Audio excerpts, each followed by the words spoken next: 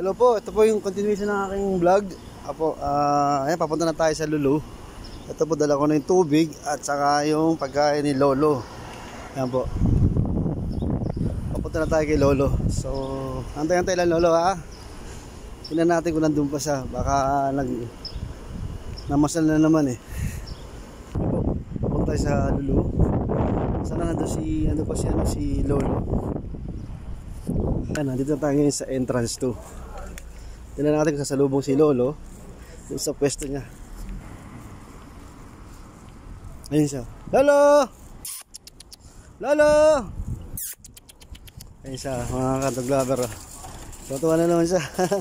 Hello! Lolo! Yan po siya, tuwan-tuwa siya. Tuwan-tuwa. Lang po muna yung kanya pagkain. Yan po mga katuglaber, gutom na gutom na. Diba, kinakain niya yung pagkain. Kain ka lang dyan ha, Lolo ha. Yun po.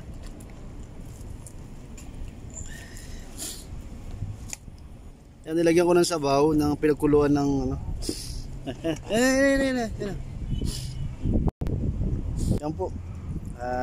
Kain lang dyan ha, Lolo ha. Ayan. Balik kita bukas ha. Dito ka na lang para hindi mainit ha. Yun lang po at ingat po tayong lahat ha. Salamat po and God bless.